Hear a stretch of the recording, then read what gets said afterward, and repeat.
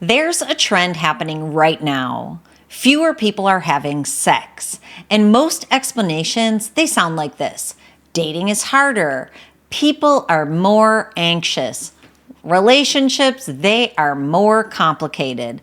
But that is not the real reason.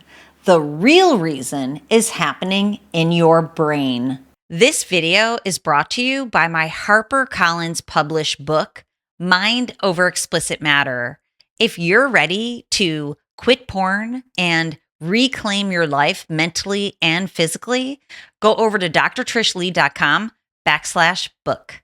So here's the hijack. Your brain doesn't actually know the difference between real connection and simulated connection.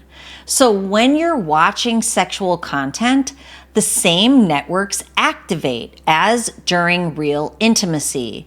So from a brain's perspective, something already happened. So your brain starts doing something subtle. You think about it, maybe texting her or maybe making a move, starting the conversation, actually being present. And there's a moment where you could, but then something else shows up. I'll do it later. I'm tired.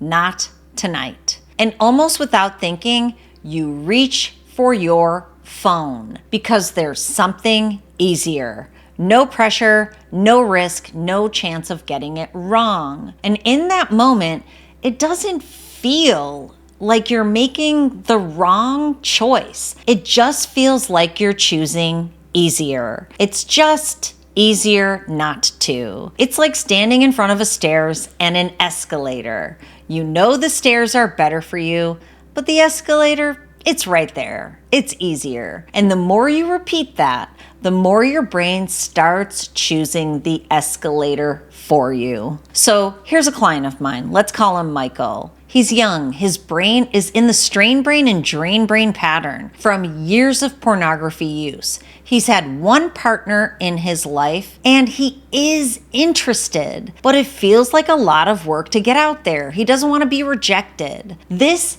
is happening to millions of people all over the world, and it's not because they don't want connection. Most people do. But over time, something starts to change.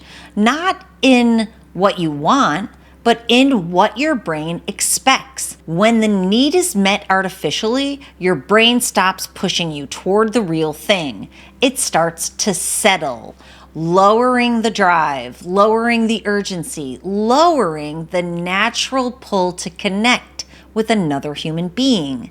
That, my friend, is the hijacker. Not in the moment of choice, but in the pattern that follows. It reshapes what feels necessary. So it's not that you decided not to try, it's that your brain stopped asking you to. And that's when the drive to pursue connection starts to fade. There's a word for what happens next: sedation. After high stimulation, your brain doesn't just feel satisfied, it feels downshifted. Dopamine drops, prolactin rises, the system slows. And in that state, energy goes down, motivation goes down, and drive goes down too. Not temporarily, but predictably. And when the brain repeats that pattern over and over, your brain adapts to it. So instead of returning to baseline, that lower state starts to become your baseline. There's actually data behind this that supports it. Researchers like Deborah So have been calling attention to a growing trend. Fewer people, especially younger adults, are having sex, real life sex. In her work, she points to the role of technology, porn, and digital substitutes in reshaping how people meet their needs. And the data supports it. Right now, about 1 in 3 young men report no sexual activity with a partner in the past year. And that number has been rising. So this isn't just about dating being harder or people being more anxious. It's not just a cultural shift on the surface. Something deeper is happening because when you look at it through a neuroscience lens, what you start to see is that this isn't just a drop in behavior. It's a shift in what the brain, people's brains, are being trained to pursue. You're not driven, you're not seeking, you're not moving forward. Your brain is designed to seek, to pursue, engage, and connect. That drive comes from a healthy balance between beta and alpha brain activity. But when that system gets replaced, something shifts. Seeking turns into scrolling instead of activating it in a focused, purposeful way. Your brain starts cycling, spiking high beta, then dropping into low alpha. Strain and then drain. So instead of building something, you consume something. And over time, your brain adapts to that pattern, making it harder to convert energy into real action or connection. This is the part that people don't see. If your brain doesn't need to pursue, it stops. It stops building anything real because connection isn't automatic. It's built through effort, attention, and through showing up consistently. And when that part goes, nothing replaces it. But I want you to know this isn't permanent because your brain is always adapting. If it is a learned pattern, then guess what? You can unlearn it and you can actually see the shift happen. On one side, the system is dysregulated, spikes, crashes, and a lowered baseline. That's what overstimulation does. It suppresses sensitivity. But when the input changes, when stimulation goes down, the pattern starts to shift. The spikes calm, the crashes soften, and the system begins to stabilize. And what you're seeing isn't something new. It's something restored. Sensitivity comes back online. Drive comes back online. And over time, your brain recalibrates upward. You're not rebuilding from scratch. You're recovering what was suppressed. And this is where neurofeedback changes everything because awareness is not enough for most people. You can understand the pattern and still feel stuck in it. Neurofeedback actually trains your brain out of that state.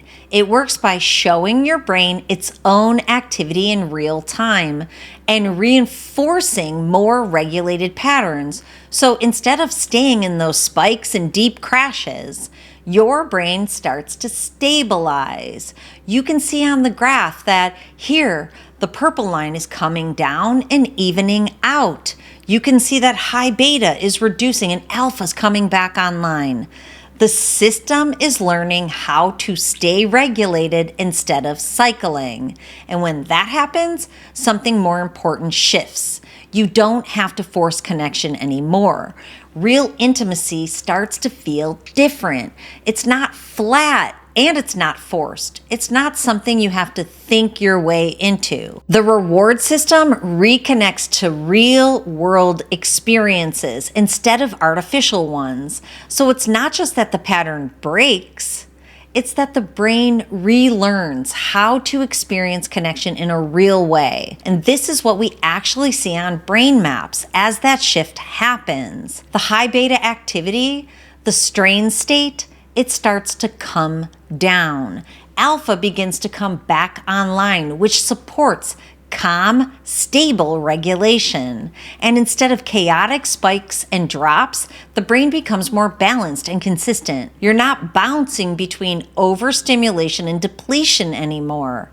The system stabilizes, and that's where things start to feel different, not just mentally, but in how you engage, how you focus, and how you connect. If you want to start shifting this, the most effective place to begin isn't the behavior.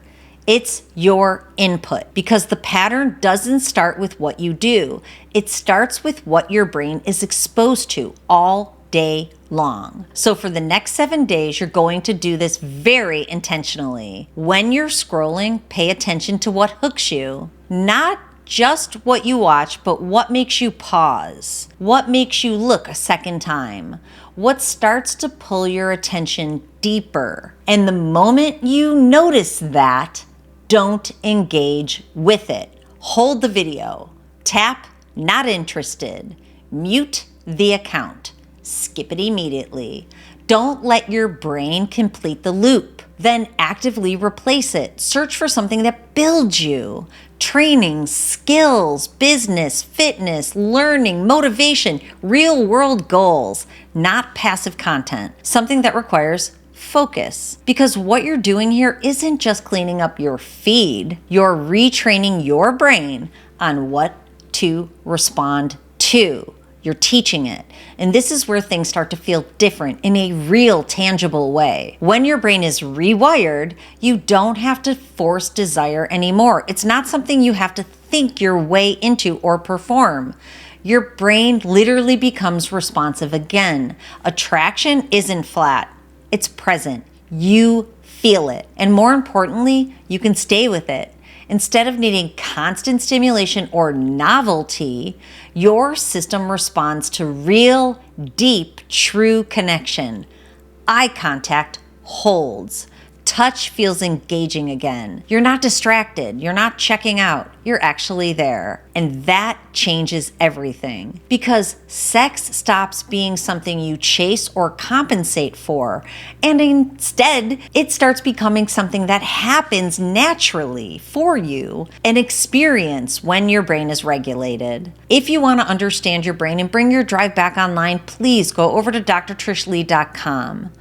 Because this isn't about sex. It's actually about self-control. So I want you to remember, control your brain, or in fact, it will control you. I'll see you next time.